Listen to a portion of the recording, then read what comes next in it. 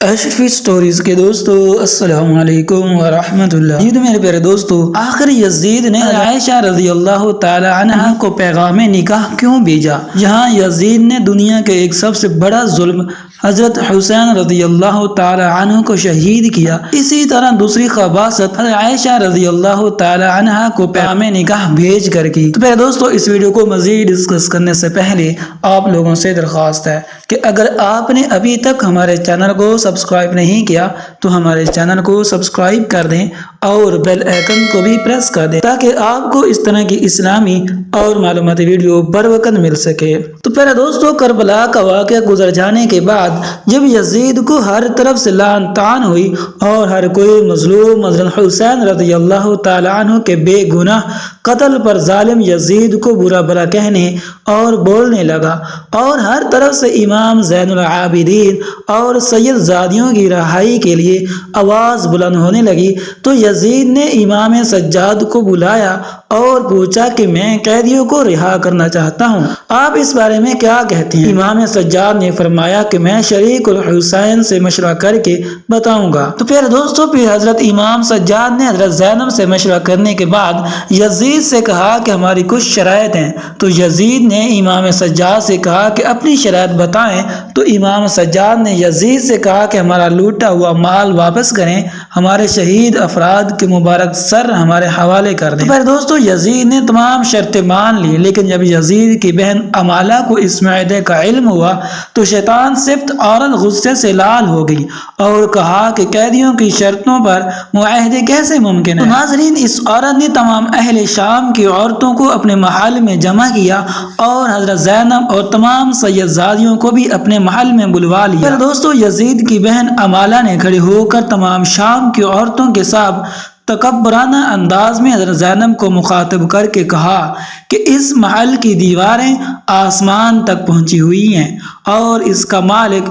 جس کی حکومت مشرق سے مغرب تک پھیلی ہوئی ہے، اس کے خزانے چاندی ہیرے جواہرات سے بھرے ہوئے ہیں اور جس پر اللہ بھی راضی ہے، تبھی تو تم یزید کو فتح ملی۔ اس کے بعد شام کی عورتوں کی طرف دیکھ کر اس نے حضرت زینب سے کہا کہ تم بتاؤ تم کون ہو؟ اس پر حضرت زینب نے جلال برے لہجے میں کہا کہ میں نے تیری بات سن لی، مگر تم نے ابھی تک میرا مکمل تعارف نہیں سنا، لیکن تمہارا تعارف یہی ہے کہ تم حسین کے قاتل یعنی شہید کرنے والے ہو اور تم یزید کی بہن ہو۔ میرے بھائی نے ہی نبی کریم صلی اللہ علیہ وآلہ وسلم کے خاندان کی عورتوں کو ناحق اسیر بنایا اور تم بھی باعزت ہونے کا دعویٰ کرتی ہو۔ تم جس بھائی کی مشرق اور مغرب تک حکومت کا اترا رہی ہو، سن لو، میرے رب کی حکومت پوری کائنات پر ہے۔ تم نے سچائی تو سن لی، لیکن میرے جد امجد پوری کائنات کے مالک اور خالق کے محبوب ترین نبی کریم صلی اللہ علیہ وآلہ وسلم ہے۔ ناظرین، حضرت زینب نے اس ملعون عورت کو مزید کہا کہ تم جس عورت پر اترا رہی ہو، میرے خدا کے سامنے نبی کریم صلی اللہ علیہ وآلہ وسلم کے گھرانے کے ایک فرد کے ایک سجدے کے برابر بھی نہیں، جو کہ خود دنیا کے تمام خزانوں کا مالک ہے، اور یہ محل جس پر تم فخر کر رہی ہو، رب کائنات جلد ہی اس کو مٹی کا ڈھیر بنا دے گا۔ تو پھر دوستو، اس کے بعد حضرت زینب نے آسمان کی طرف ہاتھ اٹھا کر اللہ پاک سے دعا کی کہ اے رب کائنات، ہم تجھ سے راضی ہیں، تو بھی ہم سے راضی ہو جا۔ اس کے بعد محل میں موجود تمام شامی عورتوں نے حضرت زینب کے حق میں آواز بلند کی اور حضرت زینب نے یزید کی بہن کو کہا کہ اب بتا، ہم قید ہو کر بھی جیت گئے اور تم جیت کر بھی ہار گئے۔ اس کے بعد اہل بیت کے تمام لوگ شان و شوکت سے محل سے روانہ ہوئے۔ دوسری روایت ہے کہ یزید نے اپنی اسی بہن جس کا نام امالہ تھا، اس سے شادی کرنے کے لیے اسلام کے اصولوں میں تبدیلی کرنے کی کوشش کی، جس کی مخالفت پر اس نے حضرت حسین رضی اللہ تعالی عنہ کے قتل یعنی شہید کرنے کو جائز قرار دینے کے لیے 70 علماء دین سے فتویٰ لے کر حضرت حسین کو کربلا میں شہید قرار دیا۔ پھر دوستو، یہ قصہ تاریخ کا ایک باب ہے، اس قصے میں کتنی صداقت ہے اللہ ہی بہتر جانتا ہے، لیکن آئیے اب ہم آپ کو مستند روایات کے ذریعے کچھ بتانے کی کوشش کرتے ہیں کہ حضرت حسین رضی اللہ تعالی عنہ نے یزید کی بیعت کیوں نہیں کی تھی۔ حضرت حسین نے اس ثابت قدمی کی مثال دکھائی، آپ کو ڈرایا دھمکایا گیا آپ اور آپ کے ساتھیوں کو کئی دنوں تک بھوکا پیاسا رکھا گیا، حتیٰ کہ آپ اور آپ کے تقریباً تمام تر خاندان اور ساتھیوں کو بے دردی سے شہید کیا گیا، مگر آپ نے باطل کے ساتھ کسی مداہنت سے کام لیا اور نہ یزید کی بیعت کے لیے راضی ہوئے۔ سوال یہ ہے کہ یہ سب مشکلات، تکالیف اور قربانی انہوں نے کس مقصد کے لیے دی؟ کیا آپ تھوڑی مداہنت، نرمی اور سمجھوتا کر لیتے تو اچھا نہ ہوتا؟ یہ خیال عموماً لوگوں کے ذہنوں میں پیدا ہوتا ہے۔ پر تھوڑی روشنی ڈالتے ہیں کہ کچھ لوگوں کا خیال ہے کہ حضرت حسین اپنی خلافت قائم کرنا چاہتے تھے، اس لیے یزیدی فوج سے ٹکرا گئے۔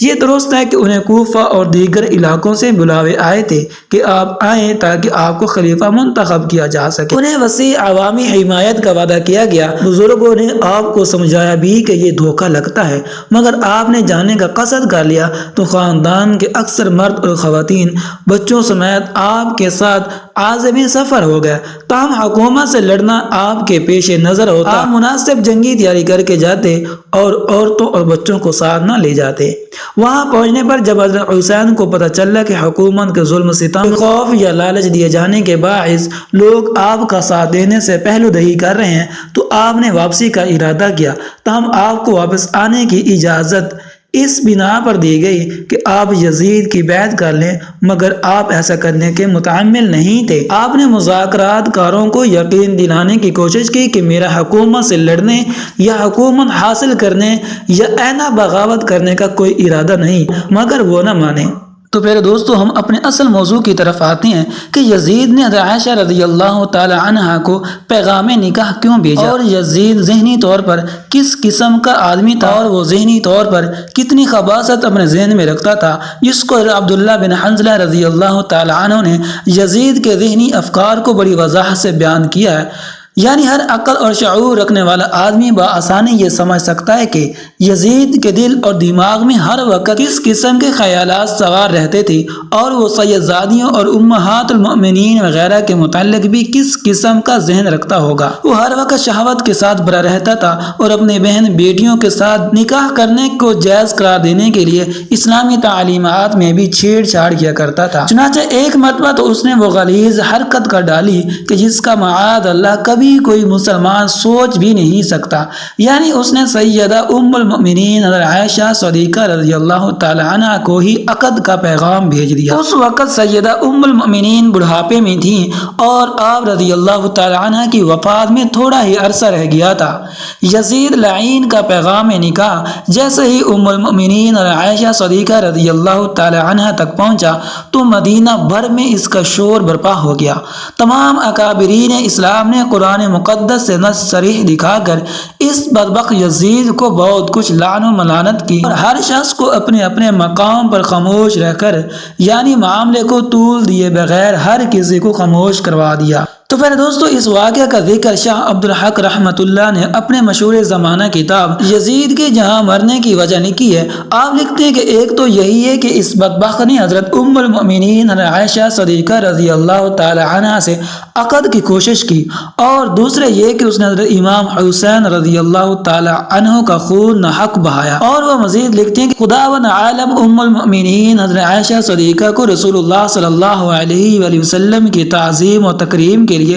امت پر حرام قرار دیا ہے۔ تمام امہات المؤمنین تمام امت پر حرام قرار دی گئی، اس لیے یہ عورتیں جنت میں پیغمبر خدا کی زوجیت میں ہوں گی۔ چنانچہ ایک کتاب میں ہے کہ ایک دفعہ طلحہ بن عبداللہ نے کہا تھا کہ پیغمبر خدا کی وفات کے بعد میں بھی حضرت عائشہ سے نکاح کروں گا۔ چنانچہ طلحہ کے اس ارادے پر اللہ تعالیٰ نے قرآن مقدسہ کی وہ آیت نازل فرمائی جس میں ازواج رسول صلی اللہ علیہ وآلہ وسلم سے نکاح سے منع فرما دیا گیا۔ شاہ عبدالحق رحمہ اللہ آگے لکھتے ہیں کہ بعض کتب میں یہ بھی لکھا گیا ہے کہ یزید ملعون نے بھی ام المؤمنین عائشہ صدیقہ رضی اللہ تعالی عنہ سے حضرت عائشہ سے فقط خواستگاری کی تھی، تب لوگوں نے اسے یہ آیت پڑھ کر سنائی اور وہ رک گیا۔ ناظرین یہ غلیظ حرکت کس بنا پر تھی اس کے بارے ہم کچھ نہیں کہہ سکتے، مگر اتنا ضرور کہیں گے وہ لوگ جو یزید کو صالحین امت میں کھڑا کرنے کی کوشش کرتے ہیں ان سے یہ ضرور ہم ریکویسٹ کریں گے کہ پہلے ان کی یہ حرکتیں تو بیان کریں کس قسم کا